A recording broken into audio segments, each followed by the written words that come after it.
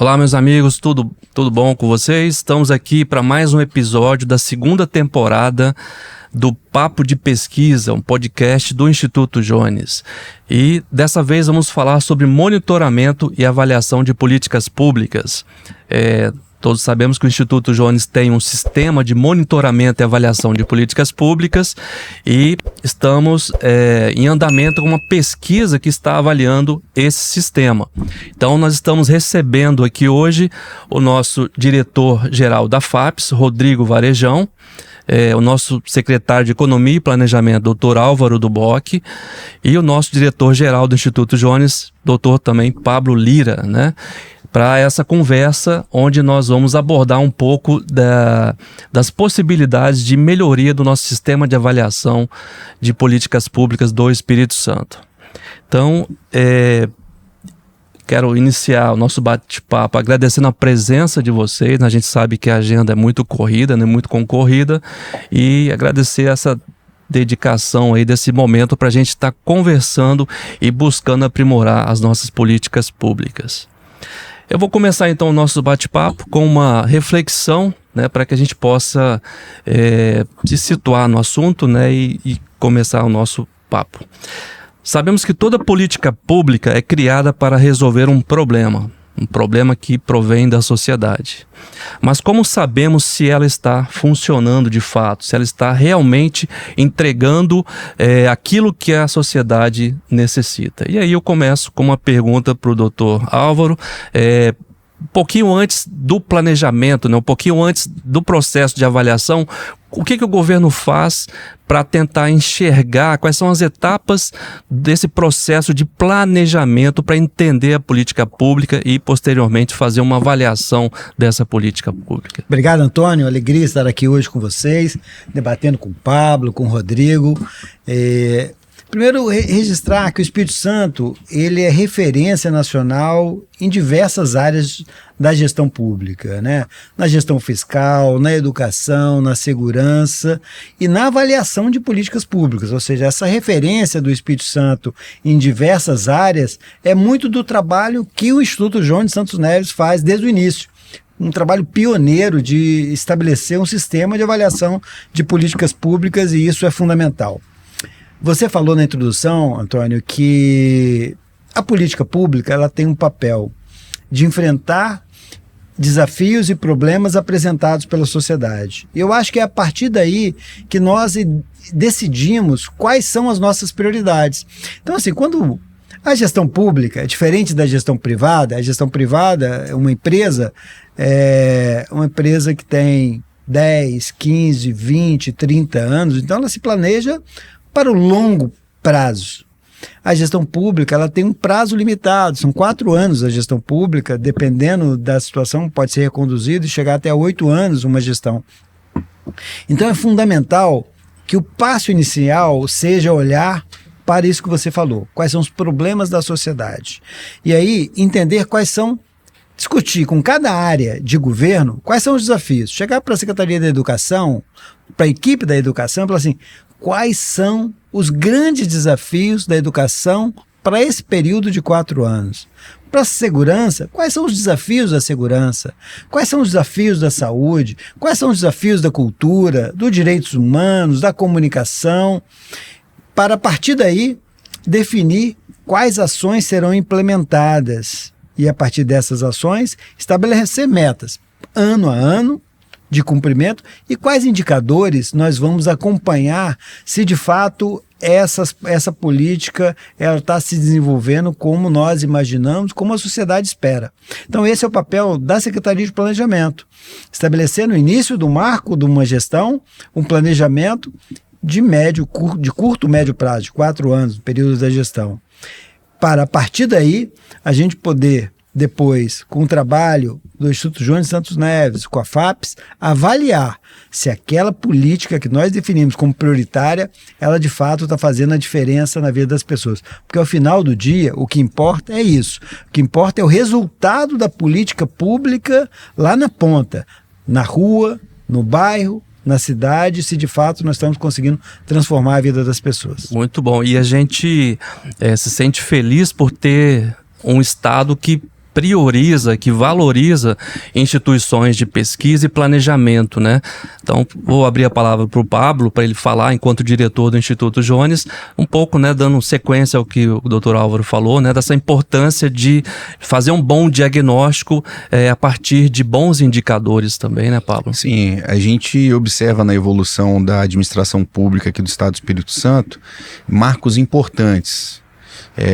Como o Dr. Álvaro comentou, esse marco do planejamento, da cultura do planejamento, com a gestão de projetos do Estado, que é o Realiza Mais, que é gerenciado pelo Álvaro lá na CEP, o Estado do Espírito Santo teve um reconhecimento, Rodrigo, nacional e até internacional em premiações do nosso PMO. Então a gente já tinha uma cultura estabelecida aqui do planejamento de curto, médio prazo, nível de governo, né? Articulado com o planejamento de longo prazo também, que a gente tem aí o nosso plano ES 500 anos, já com as metas, objetivos, as políticas públicas, programas, projetos prioritários, já estabelecido, isso enraizado na cultura do gestor e do técnico, servidor público aqui do Estado. Junto com isso, o trabalho do Instituto Jones e parceria com outras instituições como a ESESP, né, atuando aí na docência, disseminando a cultura também do planejamento junto da gestão pública baseada em evidências científicas. Então esses elementos, esses pré-requisitos contribuíram para que o Estado do Espírito Santo avançasse num nível que hoje o Espírito Santo, de acordo com um estudo da FGV, é pioneiro. Ele vem na vanguarda da cultura do monitoramento e avaliação de políticas públicas e está no estágio mais avançado, junto com o Ceará e com Minas Gerais, que se inspiraram na experiência do Espírito Santo do monitoramento e avaliação de políticas públicas. Então esses elementos do planejamento, da gestão com base em evidências científicas, a disseminação dos conteúdos e, sobretudo, também a vontade política de fazer acontecer a evolução na gestão pública por meio da avaliação e monitoramento através do investimento que a gente tem do nosso governador Renato Casagrande, através da FAPES, que viabiliza a execução dos projetos de monitoramento e avaliação. Inclusive a FAPES é um dos clientes aí do monitoramento e avaliação, né, que busca sempre aprimorar as políticas públicas. Então essa base, esses elementos possibilitaram o Estado do Espírito Santo chegar hoje na vanguarda, né, como uma referência nacional na cultura do monitoramento e avaliação de políticas públicas. É uma grande honra nós, como Instituto Jones, ter esses parceiros e contribuir para que o Estado do Espírito Santo se destaque em nível nacional e internacional nessa perspectiva. Muito bom. E você falou de investimentos, né, da nossa Fundação de Amparo à Pesquisa aqui no Estado. Vou passar a palavra para o Rodrigo para falar. A gente tem acompanhado os indicadores aqui também, Rodrigo, e a gente tem visto que a Fundação tem ampliado os investimentos, né? O governo do Estado tem alocado recursos, né, na Fundação, e isso tem permitido uma disseminação maior de produção científica no nosso Estado, e isso está colocando o Estado realmente numa posição diferenciada no nosso país. É um motivo de muito orgulho para a gente ter você lá à frente da FAPES, né, conduzindo esse processo também, né, junto com o governo de produção científica. Não, primeiro, cumprimentar a todos, né, um prazer estar aqui, é uma honra, né, e um orgulho para mim também compor o governo e poder fazer um trabalho na instituição, a FAPES, né, que desempenha um papel tão importante para CTI Capixaba, né. Então, primeiro, parabenizar o Instituto Jones, né? Vocês têm uma história longa, né? 50 anos. A FAPES é mais nova, né? 22, eu estou saindo aqui entrando na maioridade, né? Uhum. E de fato, eu tenho que destacar que você vê que as instituições, quando vão ganhando maturidade, elas podem se combinar, né? Sim. E fortalecer justamente o objetivo nosso, que é valorizar a aplicação do recurso público, de forma que ele possa dar resultado, né? Você citou o exemplo da FAPES. Vamos pensar assim, essa cultura de planejamento, que é muito bem executada pela Secretaria de Planejamento, né? Cultura de planejamento de longo prazo, né? Uhum. Essa cultura de avaliação demanda profissionais qualificados. Sim. Né? Percebo que não basta só o gestor, né, iniciar se não tiver uma equipe apoiando, né? Então, você vê que nessa hora a cultura do pensamento científico, né, do uso da ciência para resolver questões do dia a dia, né, e poder se aplicar em mais diversas áreas, né, que é de responsabilidade do Estado atender a população, né?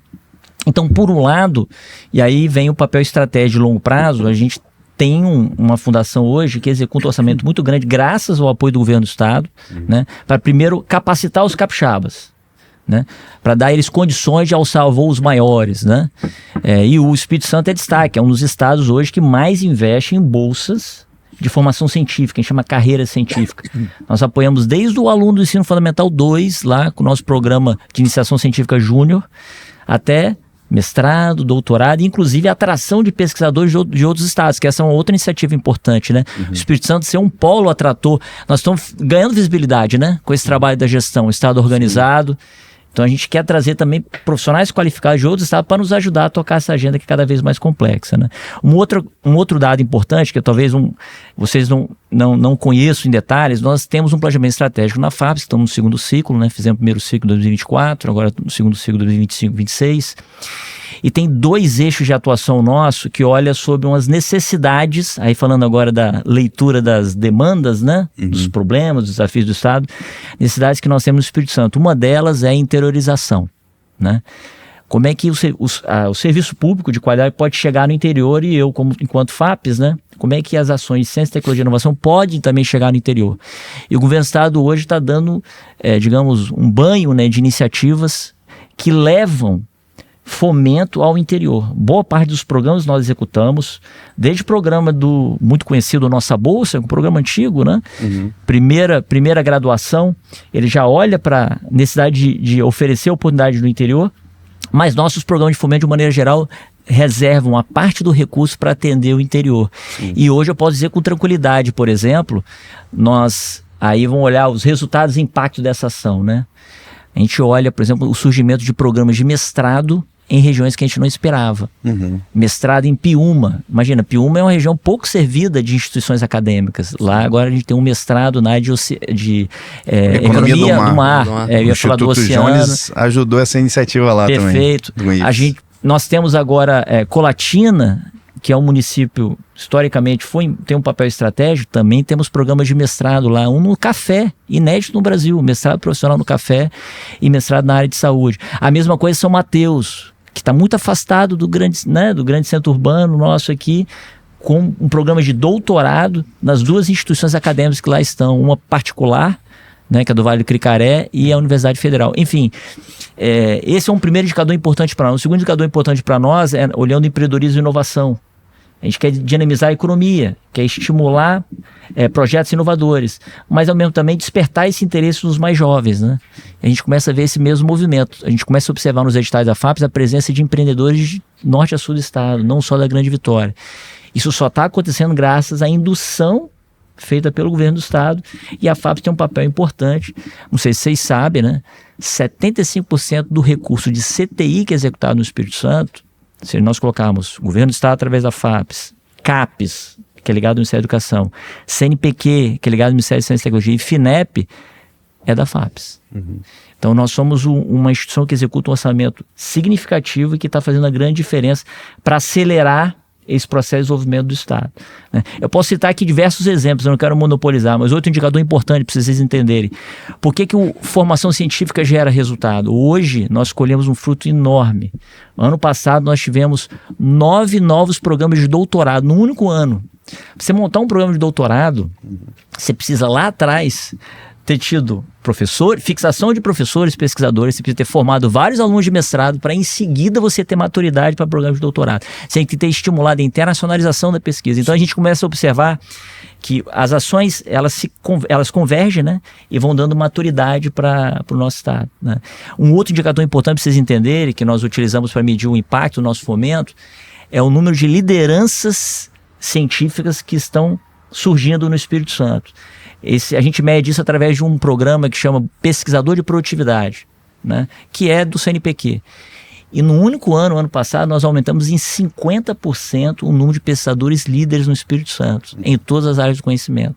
Então a gente começa a ver um adensamento maior, né, de pesquisadores, e aí quando você começa a adensar pesquisadores, ter mais programas, a gente começa a sonhar mais alto ainda. Sim. E aí, ano passado, eu trago um outro dado para vocês, nós aprovamos pela primeira vez um grande projeto de Instituto Nacional de Ciência e Tecnologia, que demanda a formação de redes enormes de pesquisa, que é o nascedouro dos grandes centros de pesquisa. Nós tivemos, com o apoio do governo do estado, a gente está apoiando parte dessa iniciativa junto com o CNPq, que é o Instituto Nacional de Ciência e Tecnologia na área de fotônica e tecnologias quânticas, que é algo completamente fora do tradicional, do ordinário que a gente está acostumado. É indiferente, né, Rodrigo? A gente começa a ver, por exemplo, iniciativas capixabas conseguindo resultado no cenário nacional. Aquilo que vocês estão falando, que vocês estão conquistando, eu acho que o Estado está conquistando, né? Se nós formos olhar com lupa aí as diferentes iniciativas, o Estado está conquistando muito resultado no cenário nacional. A gente tem que, claro, o governador pede isso, né? A gente tem que evidenciar. Né? Hoje, por exemplo, aí eu estou puxando a sardinha do meu lado, mas enfim, sinto-se todos, né, elogiados. A FAPES é reconhecida como a joia das FAPES do Brasil, e nós somos referência na execução de fomento, sobretudo na área de inovação. Queria pegar esse gancho do Rodrigo para poder dizer o seguinte, assim, nós estamos num momento no país de muita discussão, muita polarização, né? Inclusive no momento político também, né? E que muitas das vezes as pessoas apresentam soluções fáceis para problemas complexos. O Rodrigo traz aqui uma trajetória de construção de todo o cabedal que foi feito antes para poder chegar num nível que nós estamos hoje. O Espírito Santo está hoje em oferta de curso de doutorado, de mestrado, e isso não é uma corrida de 100 metros. Essa é uma corrida, é uma maratona, entendeu? E o que nós estamos deixando de legado para o Espírito Santo é uma estrutura muito bem pavimentada para que o Espírito Santo continue sendo um estado competitivo, com capital humano qualificado, para que a gente possa continuar avançando e melhorando a vida das pessoas. É isso, eu ia fazer um retrospecto, né? Isso tudo, como o Rodrigo falou, é fruto de muito trabalho, né? Não é feito de um dia para o outro. E aí eu vou falar, o doutor Álvaro colocou no começo ali, a gestão fiscal do Estado, né, tem permitido também uma alocação de recursos expressiva em ciência, tecnologia, né? O Fundo Soberano Nacional do Estado, por exemplo, né, é um fundo que hoje é reconhecido como um dos melhores do mundo, né, Pablo? Ele, embora pareça ser trivial assim, né? Você tem um fundo para investir nas gerações futuras. Você colocou qualificação de mão de obra. Parece ser trivial, mas se você olhar os outros entes nacionais que têm fundo soberano, alguns deles estão usando em despesas correntes. E o Espírito Santo não. O Espírito Santo está investindo em startups, né? Está investindo na qualificação e no empreendedorismo do seu cidadão. Então, esse é o diferencial, né?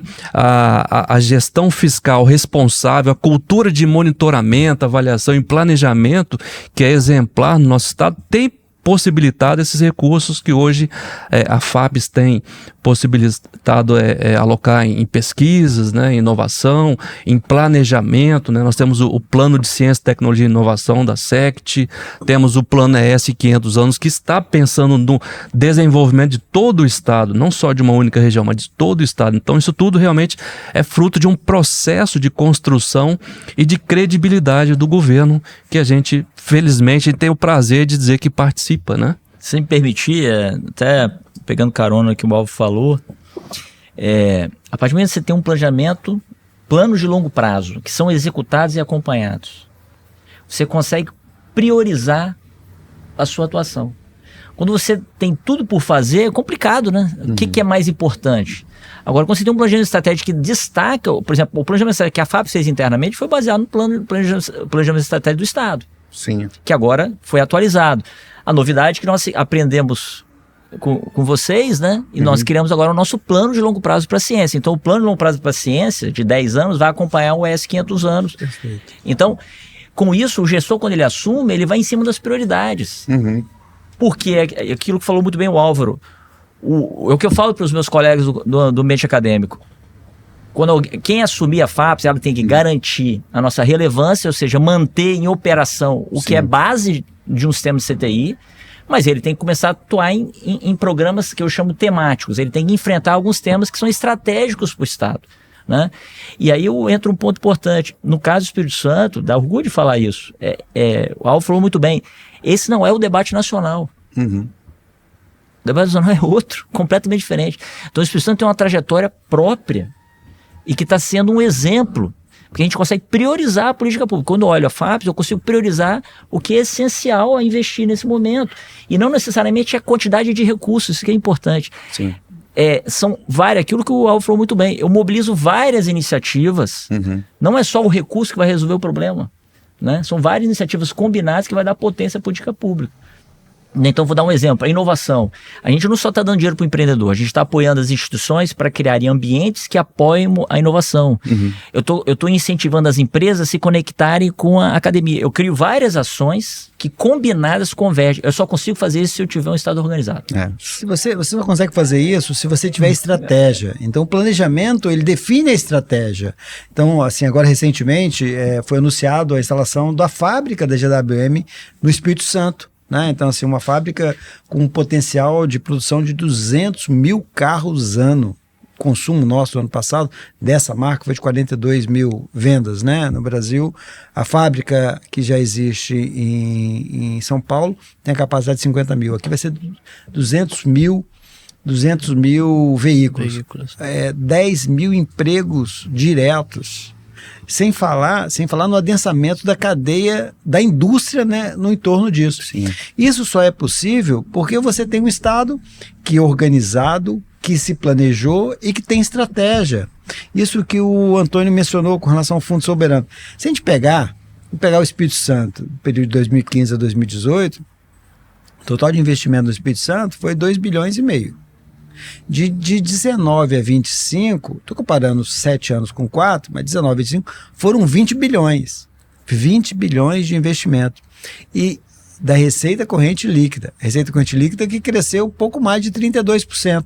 Mas ainda da receita corrente líquida, nós tiramos 2 bilhões para colocar no Fundo Soberano. Porque a gente poderia ter colocado também investimento. Então, investimento, em vez de ser 20, seria 22 bilhões. Mas isso é criar as condições para que o Estado tenha, permaneça com essa capacidade de investimento, de competitividade. E isso que o Rodrigo também mencionou também. Nada é feito do governo para o governo. Tudo é feito do governo com a sociedade, com a academia. O Plano ES500 é um exemplo. Você tem 4 hélices de gestão do plano. Governo, setor produtivo, academia e sociedade civil, dialogando permanentemente, definindo quais são as iniciativas prioritárias. E isso é fundamental, nenhum outro estado tem isso. E isso é importante porque na mudança de um governo, quem chega, ele não consegue mudar, não consegue dar um cavalo de pau e começar tudo do zero, porque a sociedade sabe o que está sendo realizado e vai continuar cobrando para que não tenha descontinuidade na política pública. Está pactuado, né, Álvaro? Essa participação, né, o diálogo com a sociedade, você já tem isso daí, a construção do futuro pactuado no plano, né? E também a governança do plano, que inclusive por lei, né? Foi uma inovação que a gente teve aqui no estado agora no Plano ES 500 anos. E eu estava ouvindo o Rodrigo falar sobre estado organizado, né? O estado organizado, preparado, tanto para as oportunidades, como o Álvaro falou, mas também para as adversidades, né? E eu costumo brincar com os meus alunos, fazer aquela comparação da história dos 3 porquinhos, né? Tem os estados que constroem a casa de palha, a casa de madeira, e tem aqueles estados igual o Espírito Santo, faz a casa com os tijolos, com o teto preparado para as adversidades. E isso fez toda a diferença no período da pandemia. O estado não parou no período da pandemia. Investimento em ciência e tecnologia, soluções ali no período mais crítico das medidas não farmacológicas, tiveram editais da FAPES exclusivos para soluções e respostas rápidas aos desafios apresentados ali pela pandemia da Covid-19, né? Tivemos também aqui no estado a gestão de risco da pandemia com a instalação do Centro de Comando e Controle, que o Dr. Álvaro coordenou, né? A sala de situação, o governador acompanhando todo o trabalho. E eu lembro de uma primeira reunião lá na Fonte Grande, que o governador reuniu, acho que não tinha nem caso de óbito ainda, né? Esse ano a gente está aí chegando próximo de março, né? Mas o governador, logo no início dos trabalhos, já demandou à equipe, e aí o Instituto Jones também, que ele precisava de planejar as ações e tomar decisão com base em dados, em informação. Foi a demanda desde o início da pandemia, e toda a gestão de risco da pandemia foi pautado com base em informações, evidências científicas, em todas as fases, até na fase da vacinação, e com transparência. E aí, uma avaliação da gestão de risco da pandemia, realizada pela OKBR, né, destacou que o estado do Espírito Santo foi o estado com nota máxima, 100 pontos na gestão com base em evidências científicas da pandemia e também os melhores resultados, né? Não faltou leito aqui no estado do Espírito Santo, toda a decisão ali da vacinação também, tudo bem articulado, dialogado com a sociedade. Então, o estado estava preparado também para aquela diversidade, né? E conseguiu mitigar os efeitos da pandemia e garantir ali um atendimento necessário para a população que demandava o serviço de saúde. Isso é muito importante, né? Como a gente falou até agora. E um outro motivo de orgulho é que o Estado tem um sistema de monitoramento e avaliação de políticas públicas que também não é algo trivial se a gente olhar para outras unidades da federação, né? O Espírito Santo também é pioneiro nisso, junto com poucas outras unidades da federação que avaliam as suas políticas públicas. Então, a próxima pergunta aqui seria o que o governo faz com uma avaliação e o que uma avaliação faz com o governo. Então, seria no sentido de qual é a relação entre governo e avaliação. O governo enxerga uma avaliação como uma alavanca estratégica de desenvolvimento, ou qual é a visão de governo em relação a um sistema de avaliação de política pública? Doutor Álvaro? O sistema de avaliação de política pública é fundamental, porque, na verdade, se você não mede o que você faz, você não tem como saber se, de fato, tem resultado para a população. E uma coisa que me chama muita atenção no governo do Estado, eu sou servidor de carreira do governo federal, estou ajudando aqui o governador Renato Casagrande, é que os nossos gestores, quando você chega para um gestor, seja na educação, seja na segurança, olha, nós temos o sistema de avaliação de políticas públicas. Imediatamente eu quero participar, eu quero que você avalie o meu programa. E aí você vê, por exemplo, faz parte do debate nacional, uma das maiores preocupações da sociedade é com relação à segurança, porque segurança e violência são fenômenos, né, que estão no cotidiano da vida das pessoas. E o Espírito Santo tem um programa chamado Programa Estado Presente em Defesa da Vida, implementado pelo governador em 2011, onde o Espírito Santo vinha há 20 anos figurando entre segundo ou terceiro estado mais violento do país. E aí é implementado um programa com evidência científica, com método, com estratégia muito bem definida, com integração operacional, com integração estratégica, e nós viramos essa página do Espírito Santo. Basta você olhar, nós saímos de 2.034 homicídios, uma taxa de 58 homicídios para cada grupo de 100 mil habitantes, o ano passado para menos de 1.000 homicídios, né? E com a taxa de em torno de 19 homicídios para grupo de 100 mil habitantes. Isso por si só já mostra a efetividade do programa, mas para nós isso não é suficiente. É preciso medir de fato o impacto na vida das pessoas. E aí nós temos a única política de segurança pública que tem avaliação de impacto, é o Programa Estado Presente. A primeira foi feita no período de 2011 a 2014, pelo IPEA, pelo professor Daniel Cerqueira e outros professores, pesquisadores do IPEA, onde avaliou o impacto de cada dólar investido no programa, o resultado desse investimento. E depois, agora, mais recentemente, um outro avaliação de impacto feito pelo Instituto Jones. Então, é fundamental. Quando você tem segurança do que você está fazendo, quando você tem certeza de que a política que você está fazendo é o caminho correto para que a gente continue avançando enquanto sociedade brasileira, você quer ser avaliado. Quando você não sabe o que você está fazendo, é preferível esconder isso atrás do armário para que as pessoas não enxerguem e não questionem o que você está fazendo. Então, isso é fundamental. Ter um sistema de avaliação de políticas públicas é o que garante que a política pública ela tenha continuidade. a gente participou dessa pesquisa aqui, né, Pablo, que Sim. o doutor Álvaro mencionou, e foram quase 1.500 vidas poupadas, né? Então, quando você fala da área da educação, estado presente, né, poupou aí ao longo de alguns anos muitas vidas, dezenas, centenas, milhares de vidas. Então, uma vida salva já valeria todo o esforço, né? Imagina 1.500 vidas salvas. Tem o custo social, né, da violência. E essa avaliação mostrou que de 2011 a 2014 foram 1.700 vidas poupadas. 1.700, com nossa. o programa Estado Presente, né, a ação, né, o efeito de causalidade ali na prevenção, na repressão à criminalidade, possibilitando a gente preservar essas 1.700 vidas no estado todo. E a segunda avaliação, essa primeira avaliação foi feita pelo IPEA, o professor Daniel Cerqueira, e a segunda avaliação feita aqui pelo Instituto Jones, pelo Sistema de Monitoramento e Avaliação, de 2019 a 2022, foram 1.600 vidas poupadas nos 10 municípios priorizados pelo Programa Estado Presente. Então mostra que a política está no caminho certo, como o Álvaro falou, e lembrando aqui, na fala do nosso amigo professor Daniel Cerqueira, que foi diretor aqui do Instituto, né? E ele vem também do governo federal e ele comentava com a gente, né? Eu fico surpreso que aqui no estado o secretário ele pede para que a política dele seja avaliada. O diretor de autarquia ele demanda uma avaliação dessa política. Em outros estados, ninguém quer ser avaliado. E eu acho que isso é muito também por conta da condição do estado do Espírito Santo ser o estado mais transparente do Brasil. A transparência contribui para isso, né? Você desenvolver um trabalho, buscar aprimorar a política pública, às vezes tem algum ajuste para fazer, às vezes a política tem que ser potencializada e tudo. Então, com a transparência, a gente tem gestores, lideranças que estão comprometidas para prestar sempre o melhor serviço para melhorar a qualidade de vida da população. O governador diz que gestão pública é uma obra inacabada. É uma obra inacabada.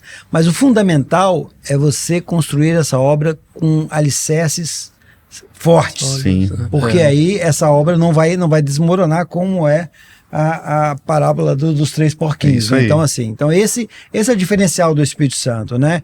Construindo políticas de formas sólidas, isso que o Rodrigo mencionou aqui com relação à expansão da pesquisa, da ciência, da tecnologia em todo o território capixaba. E essa solidez a gente verifica nessa transversalidade das políticas, né? O Estado presente, você fala, é uma coisa só na segurança. Não, muito além disso. Vai na área social, na educação, Da ciência, na ciência, por exemplo, tecnologia, né, Rodrigo? Por exemplo, o nosso programa de iniciação científica júnior, que é oferecer uma oportunidade do aluno, adolescente, fazer uma primeira experiência de iniciação científica, que é trabalhar o pensamento científico, né? Que hoje, por sinal, é um diferencial para muito profissional que quer se recolocar no mercado de trabalho.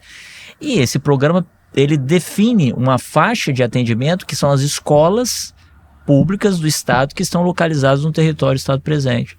Então, com isso a gente garante, por sinal, a maior parte do recurso é para isso, a gente garante que esses estudantes dessas localidades tenham essa experiência adicional na formação acadêmica deles, né? Muito bom, né? A gente conversar com pessoas que têm esse esclarecimento, né? Entendem essa percepção de complexidade das políticas públicas, que sabem tratar o tema com o devido trato, né, que deve ser dado a ele. A gente já está caminhando para a pergunta final, a conversa flui bem rapidamente, né? E agora queria saber de vocês como é que a gente pode fazer para que essa cultura de monitoramento e avaliação no nosso estado possa dar um próximo passo, possa evoluir cada vez mais e aí assim a gente entregar uma política pública cada vez mais assertiva para o nosso cidadão capixaba. E aí, Rodrigo? Muito bem. É um desafio, né? Eu vou falar olhando um pouco para a FAPES, obviamente, eu não consigo alcançar todos os órgãos de governo, né? Mas olhando para a FAPES, por exemplo, a questão da avaliação, como o Alvo falou muito bem, dos resultados é uma etapa importante, mas ela não é suficiente. A gente tem que conseguir avaliar também os impactos, né? E a avaliação de impacto não é alguma coisa que você consegue medir imediatamente. Sim. Você tem que ter um histórico, né? Então, assim, um desafio primeiro que eu vejo é o seguinte: essa cultura, que vocês observaram muito bem, imagina, o Instituto Jones tem 50 anos, mas se o governo não puxar, né, liderar esse processo, é difícil disseminar essa cultura em todos os órgãos de governo, né? Então hoje, por exemplo, na FAPES, a gente vem trabalhando essa cultura, né, na análise dos resultados e impacto, né? Mas ela tem que vir depois de um planejamento estratégico de cada órgão. Eu pego a carona na nossa parceria, o Instituto Jones é um parceiro estratégico da FAPES, né? Foi graças a essa parceria que a gente criou o programa. Quer dizer, ao invés de ser uma ação pontual que poderia ficar restrita só àquela gestão, a gente criou um programa que ultrapassa a gestão, um programa de longo prazo, né? Que está desde o início do governo, em 2019, né? Está até hoje. E esse programa ele consegue cuidar dessa política. Aí olhando, por exemplo, para a FAPES hoje, com o nosso plano de longo prazo, o produto que eu considero mais importante está nascendo junto com o nosso plano, um plano de monitoramento e acompanhamento de resultados e impacto. E aí, além de você ter a estratégia, eu vou ter os mecanismos que eu vou ter que implementar dentro da minha organização, no caso dentro da FAPES, para poder medir essa evolução. Aí, olhando para vocês, um desafio que eu vejo que nós temos é o tempo de resposta. Algumas políticas públicas precisam de como às vezes ela é um projeto piloto, por exemplo, que você não tem pretensão de que ele dê certo de primeira, né? Porque tem risco. Quando você começa uma iniciativa, nós temos esse risco lá na FAPES, iniciativas novas tem risco. Começa com um piloto, mas eu preciso medir muito rápido porque eu quero expandir, eu quero dar escala. Então a estratégia de monitoramento ela tem que ter um sincronismo com esse andamento do projeto piloto. E aí eu acho que a gente tem que começar a criar mecanismos mais ágeis, como um observatório. Como a ideia do observatório, que eu consiga acompanhar durante a execução e ajustar a rota da política pública. Isso para nós hoje eu acredito, é o próximo passo que a gente quer fazer na FAPES, né? A gente está trabalhando em ciclos longos, né? Que, por exemplo, na área de pós-graduação o ciclo é de 4 anos, é muito tempo, né? A gente está querendo reduzir esse ciclo para ser anual e, quem sabe, poder dar retorno até numa periodicidade menor. Com isso, eu consigo medir. Será que eu consegui, com essa ação, dar o resultado naquela localidade, né, que eu tinha planejado? Né, e aí eu ajusto a política pública. Questão do time ainda, política, da avaliação. Né? Eu acho que isso deveria ser mais... Vamos pegar um programa que nós executamos em conjunto, que é o Nossa Bolsa. Que ele é muito, são vários governos, né, em sequência. Ele tem espaço para melhoria, vários espaços para melhoria. Só que a gente não consegue medir com tanta periodicidade. Né? O que nós implementamos lá na FAPES, uma coisa que eu estou fazendo internamente, é a pesquisa de egresso. Nós fizemos uma pesquisa de egresso, pegamos o histórico e agora a gente está fazendo anual, pesquisa de egresso anual, que é uma coisa simples.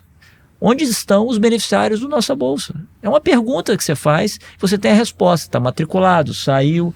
Aí tem uma outra etapa, isso é dados primários. Aí entra o Instituto Jones, nós não temos essa capacidade. Aí entra o Instituto Jones para os dados secundários. Né? Então, um outro pilar importante é saber diferenciar. Acho que essa cultura do dado ela tem que ser disseminada, então, de novo, de querer monitoramento, tem que ter a cultura do dado, o dado estruturado. E no segundo momento a gente precisa de instituições como o Instituto Jones para processar esse dado, né? Processar esse dado e transformar ele em indicador que vai ser relevante para a política pública. São duas contribuições aí que eu queria trazer para vocês. Muito boas, realmente. Passar a palavra ao Dr. Álvaro. Acho que o grande desafio no médio e no longo prazo é a comunicação. A gente precisa comunicar melhor e a participação social para ela se apropriar daquilo que está sendo realizado. Porque para você construir uma política pública é um desafio, como o Rodrigo mencionou, de médio e longo prazo, mas se nós se a sociedade não se apropriar efetivamente, a academia, a sociedade, o setor produtivo, não se apropriarem da política pública, ela pode ter uma descontinuidade. Então, eu acho que esse é o grande desafio, né? Então, acho que o plano ES 500 anos, o modelo de governança que nós montamos no plano ES 500 anos, que você tem a Assembleia Geral, com a participação de mais de 400 instituições e pessoas. Nós temos o Conselho de Lideranças, com 16 participantes, 4, setor público, setor produtivo, academia, sociedade civil, temos a comunidade e temos isso que o Rodrigo mencionou, que é o observatório, que é a inteligência que vai permitir que a gente identifique se de fato aquelas iniciativas que foram estabelecidas ali como prioritárias até 2035, se elas de fato estão caminhando, como elas estão caminhando e se nós precisamos de fazer algum ajuste de rota. Então acho que o desafio é esse, é de envolver a sociedade cada vez mais, dar transparência, participação social nas políticas públicas para que a gente possa ter continuidade. O doutor Alvo falou uma coisa muito importante, que é o saber comunicar-se, né? Hoje em dia a gente tem que ter essa capacidade, uma habilidade de se comunicar e de ouvir. Comunicar também é ouvir o outro, né? Ouvir a necessidade do outro. Pablo, palavras finais. E isso daí, Antônio, isso que você está comentando também é a importância da gente pensar a ciência para além daquele formato tradicional de comunicação. E é isso que a gente está fazendo aqui hoje, né? Através de um podcast, que é um meio hoje aí sendo muito utilizado, né? Hoje as pessoas escutam podcast na academia, no ônibus, no trânsito, né? Então, acho que é uma forma também de tornar esses achados, esses avanços científicos na gestão pública mais acessível também com a popularização da ciência através de ambientes virtuais, ambientes como esse, né? Ambientes híbridos, né? Que a gente está aqui presencialmente, mas vai virar um conteúdo virtual. E aí, complementando aí, somando as considerações do Rodrigo e também do Álvaro, eu acrescento também a importância futura da gente fortalecer cada vez mais os mecanismos, né? O programa, que foi uma inovação que a FAPES propôs, o Instituto foi o pioneiro aí como programa, inclusive servindo de referência para ser replicado pela CEGE e outras instituições, mas também eu vejo a importância da gente levar essa cultura do monitoramento e avaliação mais na escala dos municípios. Porque ainda é muito incipiente. Hoje no estado, na verdade no Brasil, são algumas raríssimas exceções de municípios que têm sistemas de monitoramento e avaliação de políticas públicas. Temos o caso de Niterói, que é uma referência nacional, e aí eu vejo que é uma fronteira assim, que a gente tem que avançar e ter investimento. A gente tem uma parceria com o Tribunal de Contas aqui do estado, que a gente está formando equipes da Serra, Montanha e Anchieta, num projeto de disseminação da cultura do monitoramento e avaliação de políticas públicas, mas eu vejo para os próximos anos aí uma necessidade de levar também a consolidação da cultura do monitoramento e avaliação das políticas públicas para a esfera das prefeituras, dos municípios, onde a política pública se faz ainda mais presente no cotidiano da população. Que aí, levando para o município, a gente vai estar ajustando o time, né, e a comunicação. Exatamente. Eu acho que fechou aí bem a sua fala. Essa conversa nossa, ela gerou grandes insights aí. A gente vai estar nesse projeto que a gente está fazendo de avaliação do CIMAP, né, buscando melhorias para o nosso sistema. Então, com um diálogo muito profícuo, muito rico de informações, e a gente vai estar disponibilizando esse conteúdo no nosso canal, no Papo de Pesquisa. Convido vocês todos a acessarem os outros episódios também, e quero agradecer novamente a presença de vocês, do Rodrigo lá da FAPES, do Dr. Álvaro da CEP, do Pablo Lira aqui do Instituto Jones, e até uma próxima oportunidade. Obrigado pela audiência.